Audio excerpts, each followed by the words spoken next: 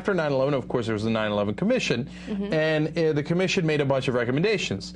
Well, looking back on it 10 years later, they talked to some of the leaders of the Commission, Thomas Kean, who was on the Republican side, Lee Hamilton, who was on the Democratic side, and they came to the conclusion that 9 of their major proposals have just not been done.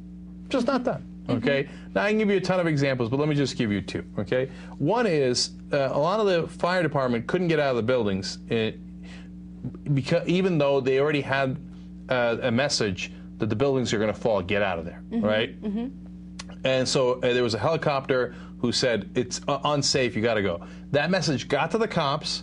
Most of the cops left. That's why so many more firemen died than cops, because they didn't get the message. So one of the things that they wanted to do was better communications. So they wanted to do a national mobile broadband network for first responders. Very logical, right?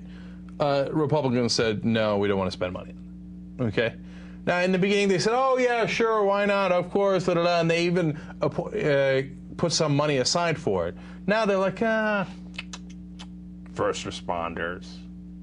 Like, are we surprised at this point? They're the most unpatriotic people on the planet, okay? They didn't want to provide health care for the first responders. They don't even want to help improve their communication. So if something like this, God forbid, ever happens again, at least we can save more lives and prevent more deaths. But no. They're okay with giving tax breaks, right, to corporations, but they're not okay with spending a little bit of money on improving communication for first responders. Part of the problem is ideological in the sense that, first of all, they don't want any money that doesn't go to the rich. That's their #1 ideological problem. But number 2 is they don't want the government to work. They just don't want it to work under any circumstance. That's why we had the mess at Hurricane Katrina, because Bush didn't fix any of this stuff. I mean, we could have had much better first response for Hurricane Katrina if some of these things were in place. It's not just for terrorist attacks, right?